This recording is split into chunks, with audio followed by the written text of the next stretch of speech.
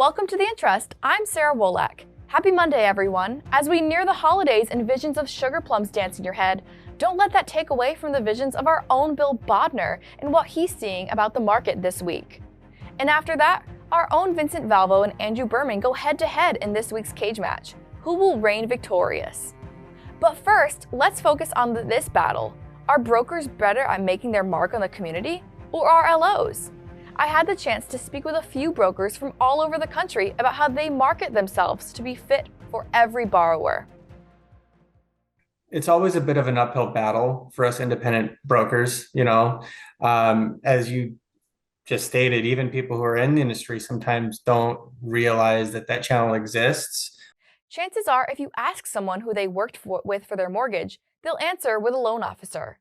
That's why some brokers feel like they're on the back burner when it comes to being top of mind for all things mortgage. Competing against the big retail lenders who have, substantially larger marketing budgets, name recognition. That's why brokers like Kevin Pennington start at the community level, both online and in person, to get their own names out there. I was fortunate enough to get in with a local tech firm, a big name around here. I did a couple successful transactions, and they were kind enough to put my name out on like an online board that they have. Pennington says that he uses the broker model to his advantage when he markets himself.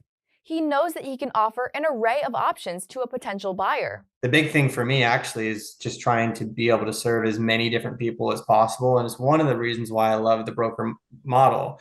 To read more about brokers getting their foot in the door, head on over to nmpmag.com. For The Interest, I'm Sarah Wolak. Angel AI is revolutionizing the home financing process. Here to tell us about it is Pavan Agarwal, the CEO of Celigence, the company behind this new amazing app.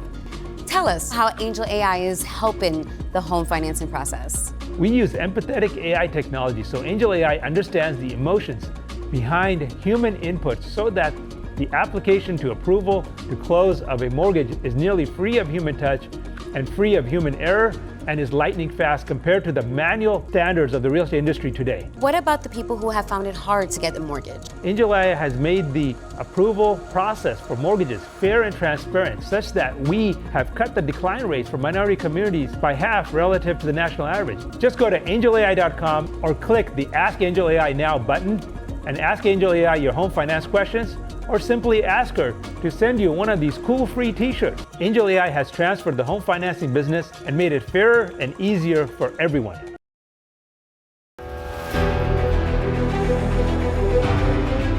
Hello, everybody. Thanks for tuning in to our Master the Market segment. So as we've been sharing for weeks and weeks and weeks here at MTM, we said the Fed was done, and we got confirmation last week. Fed Chair Powell essentially said the next move is probably to dial it back. So tell your partners, tell your friends, the Fed's finished.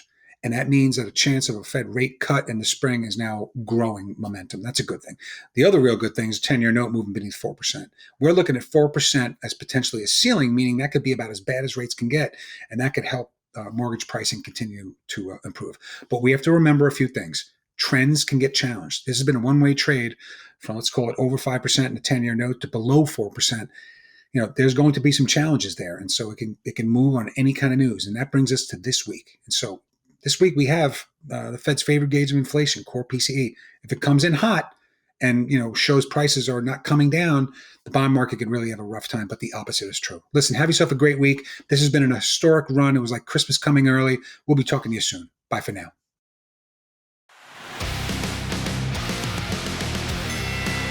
Okay, Vince. So what will AI do for the mortgage industry?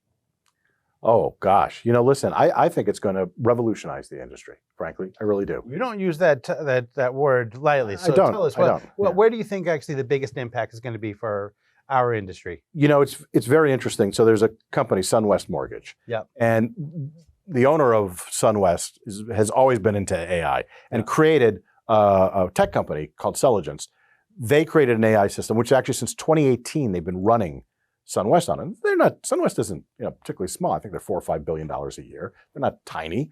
And they're doing all of their underwriting on this. You should see the stats that they have on fair lending in particular, right? The turn down rates under fair lending for the industry as a whole, and then them when the AI is doing the underwriting, because the AI doesn't have biases. Yeah. It's able to treat everyone equally. And their turn down rates are so much better. Yeah. They're making more loans And the AI and good loans. Yeah, and the AI is able to understand the guidelines better than any underwriter is going to be able to. Because those are crazy. Get on any of these regulatory lists, or everybody's sharing questions and ideas, compliance officers who nobody has any clue what's happening. All sorts of different opinions that come from, and I agree 100%. Now, there's two other areas.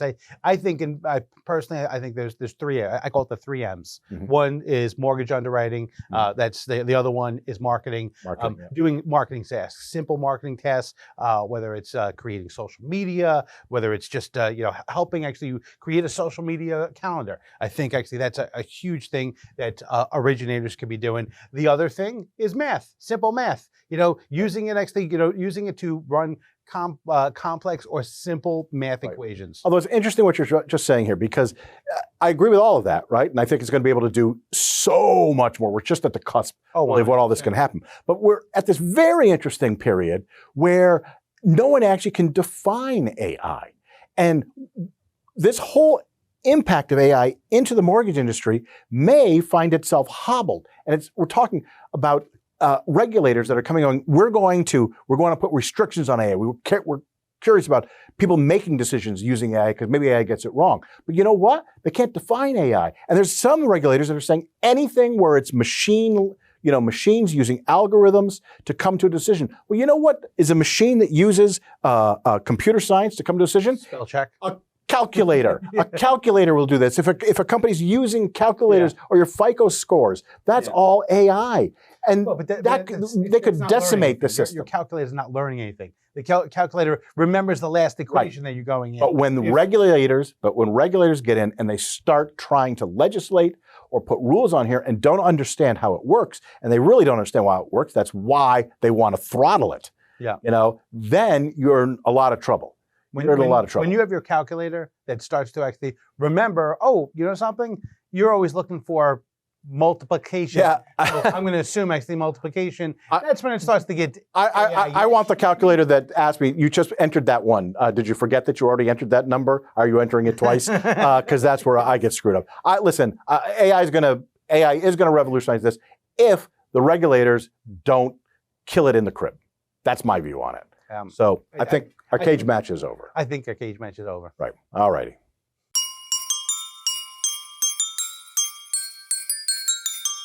For more on these and all of today's top stories, go to nationalmortgageprofessional.com.